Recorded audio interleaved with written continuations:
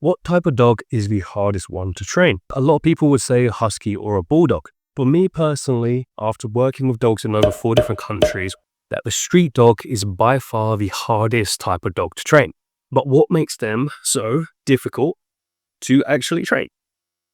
If we take a look at their genetics, which is, in my opinion, about half of what makes up a dog, you are looking at a lot of genetic traits that get passed on very, very, very quickly. You look at a street dog with the idea that they can have one litter after about a year old, and if each one of that litter of 5 goes on to have more babies, theoretically, from 2 parents, you are looking at about 12,000 dogs within about 5 years. How rapidly that natural selection would take place. The theory of how we actually domesticated wolves and then eventually turned them into a pug, we would have naturally have selected the more docile ones that weren't as aggressive, and the ones that naturally bonded to humans faster. If dogs are left on their own and they're surviving in our world, what traits get passed on? Well, from my experience, the main dogs that will survive will be the dogs that resource guard a lot. The other 2 types will be the more aggressive dogs and actually the more anxious dogs. The dogs that are willing to fight for their higher resources will be the ones that are probably most likely to pass on their genes. And then if you look at the dogs that will survive, they'll be the ones that purposefully run away. Because we're not choosing these specific traits that go on, it's just very, very much a lot of self-preservation and survival instincts. Whereas, say, something like a golden retriever, generally speaking, a very, very good temperament around people, and they have been specifically bred to retrieve things. And they're being bred to work alongside humans as well as be really, really motivated by food. So when we're also looking at genetics and genetic fulfillment, which something a lot of dog trainers do overlook, is what pretty much your dog needs in order to feel satisfied and happy and full and can't think of a word, but pretty much relieved in their life. When the dog doesn't get their genetic requirements, that is when usually problematic behaviors can start to pop up. So a golden retriever, for example, would be quite simple to work with.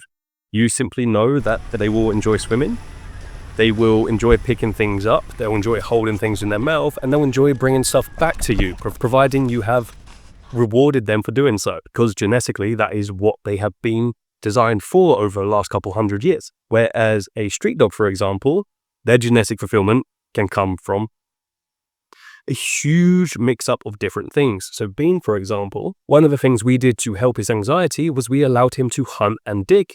And that was a huge stress relief for him and allowed him to really relax and decompress afterwards because of all the stimulation. And when you don't know the genetics of your dog, you need to understand more about dogs in order to get them to their full potential and allow to really understand what they specifically need. The next thing we're going to talk about is the environment. The environment plays a huge factor in how the dog starts to perceive the world. So if a dog is left on their own from a very young age, they can very easily start perceiving everything scary in the world as a threat. They don't have a human there to guide them through it and teach them that, oh, actually I can relax, I don't need to worry as much. Naturally, they're going to start acting on their own. They'll rehearse a lot of behaviors that work for them, which is generally behaviors we don't really enjoy as much as humans, which are things like barking, growling, lip snarling, biting, or also running away. When they have the freedom to actually run away, they're way less likely to bite. However, because they are so used to running away when there's an actual threat, you chuck them on lead, and this is where huge problems can come in, because they're like, this is a threat, I'm scared. And you're like, no, you're staying here. And they're like, I don't want to stay here. And then they bark, they get scared, and then eventually they just bite because they don't have anything else that they feel like they can do.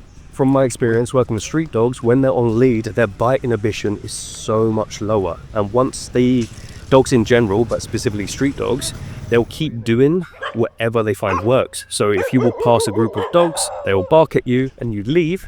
In their head, they are leaving because you barked. When you get a street dog into your home and they're not very trusting and they have bad experiences, such as coming in, someone putting their hand in the dog's face and they snap, they're like, oh, that's how I deal with threats. That's much easier and much more efficient than doing anything else. In developing countries, they have much, much higher rates of street dogs. And when there is so much higher rates of poverty, I should say, naturally the quality of the education will be lower. And when the quality of education is lower, animal welfare and understanding animals altogether generally gets put on a back burner, so they're way further down. Now, if you don't understand dogs and dog behavior, then you will become sort of scared of dogs. And when people are scared, they have a tendency to lash out, whether that will be to hit or to throw something at dogs. Now, if you've got a street dog and they've quite consistently had stuff thrown at them, that's going to make humans very, very untrusted because they've had a lot of bad experiences.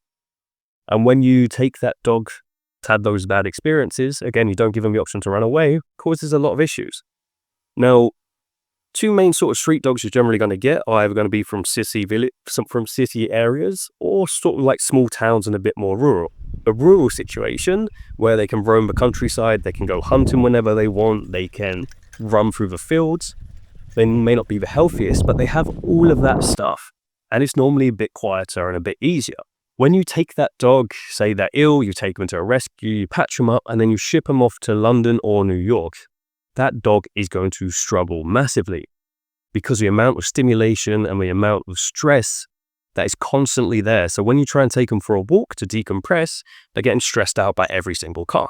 So that's something I do see a lot of rescues not actually taken into consideration, but a lot of rescues I do know don't actually have trainers or people that really dive into dog psychology and actually train the dogs. The dogs I specifically work with do have a big issue with food, which is kind of surprising because you would assume that street dogs overall would have a super high food drive and they'd be really motivated by food.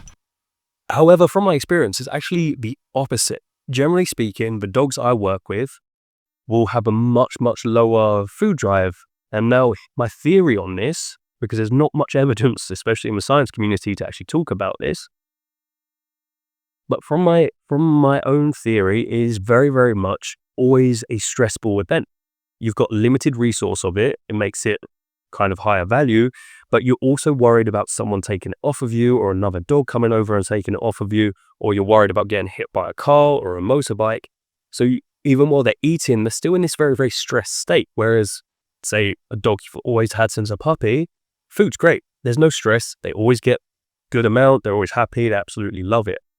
And we would have naturally selected dogs that were more motivated by food to breed them because they're easier to train. And the last thing about food as well is the fact that generally they eat scraps, meaning they get some stuff that dogs absolutely love. But if a dog has access to things like smelly fish, a curry, a soup, rice, chicken, bones, random cow bones that have been discarded, you try and give them dog food, they're probably not going to be too excited for it. Dogs don't really have a receptor of the smellier, the worse it is, the smellier the better. Hence why they do a lot of the stuff that we find kind of gross, such as rolling in poop, eating cow poop, eating smelly stuff. It's just rough. Overall, I have said a lot of not negative things, but just some of the things that I've observed over working with dogs here over the last 2 years. Because I have worked with dogs in Mexico, England, Thailand, and Cambodia. I had a good amount of experience. And while street dogs are, in my opinion, the hardest dog to work with, whether it's a Romanian street dog, a Thai Ridgeback that's been living out in a random village, or like Bean here, who was just a puppy on the street. While they are a very challenging type of dog to have, the outcome can be absolutely amazing if you're willing to put in the work. And to be honest, some of the smartest dogs I have worked with have been street dogs because they have literally had to survive on their own. Do absolutely amazing and incredible things, and they can become incredibly loyal companions if you understand dogs and put in the work. Some of them may be super easy, other ones may be really, really difficult. And to be honest, there are just some street dogs that are just better off suited to the street environment rather than bringing them in to a home or a very, very busy city.